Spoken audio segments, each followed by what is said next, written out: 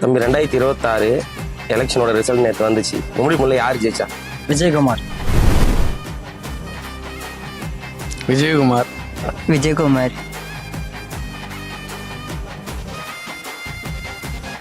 விஜயகுமார். விஜயகுமார். விஜயகுமார். விஜயகுமார்.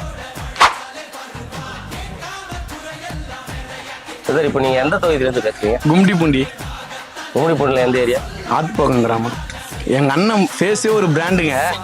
எங்கள் அண்ணனுக்கோசம் நாங்கள் இறங்கி வேலை செஞ்சோம். நாங்கள் எங்கள் அண்ணனுக்கோசம் சாதி மதம் இதெல்லாம் பார்க்கல. புரியுதா? அது வரையும் வெயிட் பண்ணுங்க. சும்மா நான் ஆத்திரத்துக்கு நான் வந்து நீ என்ன பண்ணிடுவேன்னா நானும் கிட்டத்தட்ட ஒரு 15-20 வருஷமா நானும் மாடு மேய்ப்போம், பால் பண்ணி வைப்போம், மாடு மேய்க்கலாம் வான்னு கூப்பிட்டேன். இப்போ ஹெலிகாப்டர் தரணும் கூப்பிட்டுக்கிறேன். புரியுதா? இஷ்டத்துக்கு ஆற்றக்கூடாது. சீமானை இத்தோட 50 வருஷத்துக்கு ஏற்றுக்கிறதுக்கு ஆள் கிடையாது. சீமான் ஒரு சரியான தலைவர் இல்லை.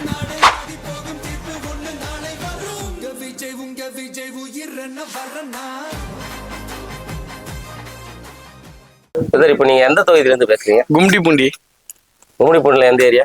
ஆத்துப்பக்கம் கிராமம். சரி, ஓகே. இது வட தமிழகம் ஃபுல்லாகவே வன்னியர் பெல்ட்டுன்னு சொல்லுவாங்க. அப்படி இல்லையா, பட்டியலினத்தோட ஓட்டு தான் அதிகம்னு சொல்லுவாங்க.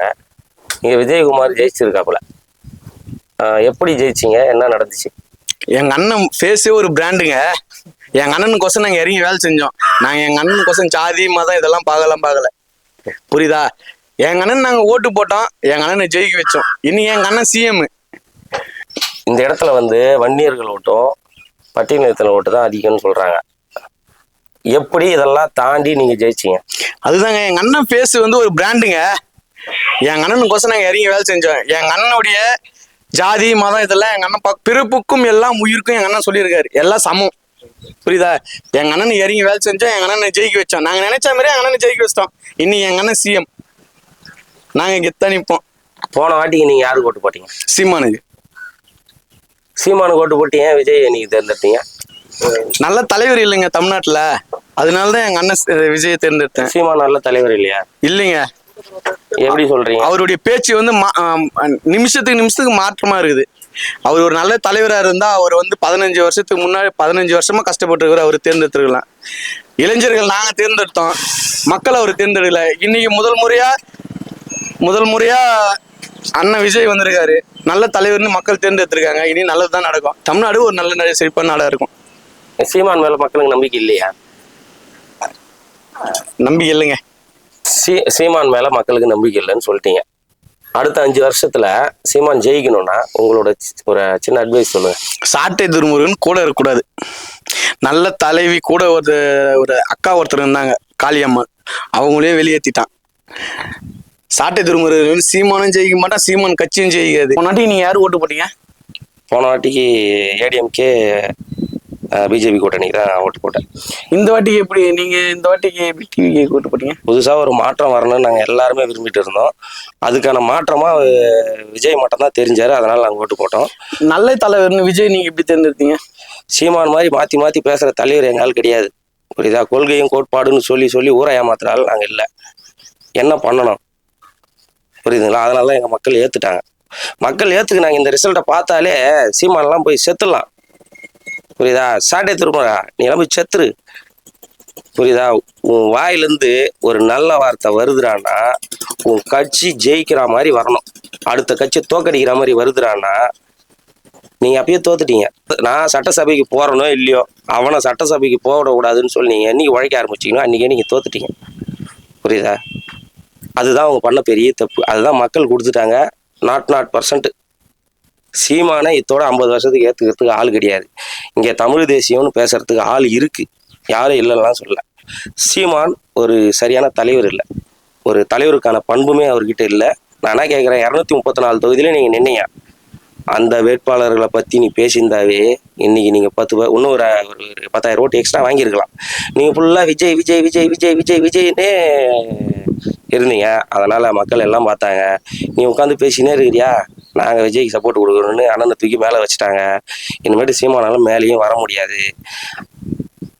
சீமான் மேலே வரவும் முடியாது, இனிமேட்டு வரத்துக்கான வாய்ப்பும் கிடையாது. சாட்டை துரைமுருகனை தூக்கி போட்டு என்னைக்கு தமிழ் தேசியத்தை நீ 100% பேசுறியோ அன்னைக்கு உன் பின்னாடி இருக்கிற எல்லா கூட்டமும் வரும்.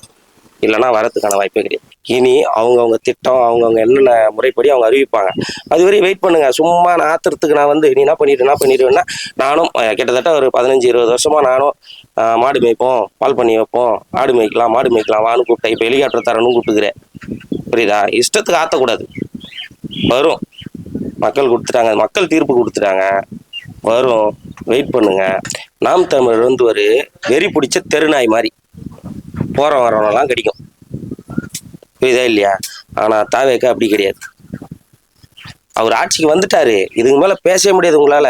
நானா கேக்குறேன்னா நீங்க பேசுனது அப்படி வந்துட்டாருன்றதுனால நீங்க அப்படி பேசுறீங்களா? இல்ல ஒருவேளை தோல்வி விட்டுனா நீங்க என்ன பண்ணிருவீங்க?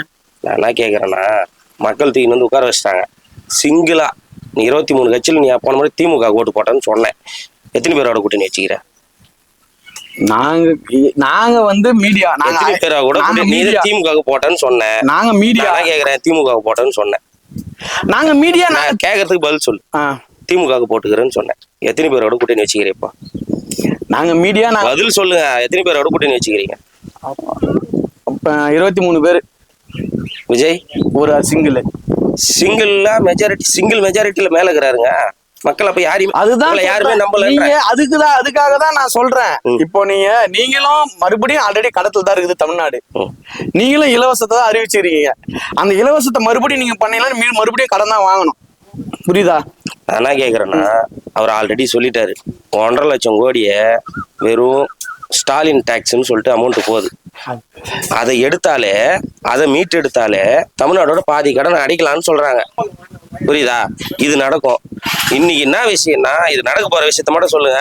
ஏடிஎம்கேவும் சரி டிஎம்கேவும் சரி இதுவரையும் என்னென்ன பண்ணாங்களோ என்னென்ன ஊழல் பண்ணாங்களோ மொத்தத்தையும் தளபதி கொண்டு வருவாரு. அவரு வெளிக்கொண்டு வருவாரு. அடுத்த 50 வருஷத்துக்கு தேவையத்தை தான் ஆட்சியில் இருக்கும். இவனுங்க மொத்த பேரும் அழிய போறானுங்க. பார்த்துன்னே இருங்க. எடப்பாடிக்கு இதுதான் முதல் தேர்தல், சட்டசபை தேர்தல். எடப்பாடி இதுவரையும் யாரும் கவர்மெண்ட் மக்கள் தேர்ந்தெடுத்துலாம் எடுக்கல. புரியுதா? இதுதான் முதல் தேர்தலில் தோத்துருக்காப்புல. ஆனா விஜய் முதல் தேர்தலில் ஜெயிச்சிருக்காப்புல. அதை தான் நீ பார்க்கணும். புரியுதா? ஒரு முதல்வர் வேட்பாளர் தோக்கிறது சாதாரண விஷயம் கிடையாது. ஆமா. ஸ்டாலினோட தோல்வியை பத்தி நீங்க என்ன நினைக்கிறீங்க? ஸ்டாலினோட தோல்வி பத்தி ஸ்டாலின் கேளுங்க. ஆத்துவாரு போயிட்டு இப்படிதான் ஆத்துவாரு. அவர்கிட்ட போய் கேட்டுன்னு இருங்க. அதெல்லாம் நமக்கு கிடையாது. அவரோட தோல்வி தமிழ்நாட்டோட விடுதலை. மானமுள்ள தமிழனா இருந்தாலும் சரி, மானமுள்ள ஒரு கட்சி மக்களுக்காக கட்சி நடத்துறனா இருந்தா இந்நேரம் விஜய் பின்னாடி வந்து நின்று இருக்கணும். நீங்க இன்னமும் திமுக கூடயும் ஏடிஎம்கே கூடயும் சுத்தி நின்றீங்களா பொட்டிக்காகவும் வெறும் காசுக்காக சுத்துற ஆளுங்க தான் நீங்க. மக்கள் விஜயை நம்பிட்டாங்க. புரியுதா? நம்பிக்கை இல்லாம அவரை தேர்ந்தெடுக்கல. எவ்வளோ பெரிய ஜாம்பவான் கட்சியாக இருந்தாலும் சரி, 50 வருஷம் ஆண்ட கட்சியாக இருந்தாலும் 30 வருஷம் ஆண்ட கட்சியாக எல்லாத்தையும் தூக்கி சாப்பிட்டாங்க. ஒரு ஃபேஸே ஒரு 50 வருஷம் 70 வருஷம் சகாப்தத்தையும் காலி பண்ணிச்சு. அவ்வளோதான் விஷயம். ஒரு ஆள் திமுகவே அழிச்சான், அதிமுகவே அழிச்சான். நடுவில் கௌசிக்குன்னு சுத்தின்னு இருப்பானே சீமான், அவனையும் அழிச்சான். ஆனால் அவனை அழிச்சது சாட்டை துரைமுருகன் தான். உண்மை. விஜயன் அழிக்கல. ஆனால் தேங்க்யூ சாட்டை துரைமுருகன். நீங்கள் தான் விஜய் அண்ணன் ஏற்றி விட்டுருக்கீங்க. தேங்க்யூ.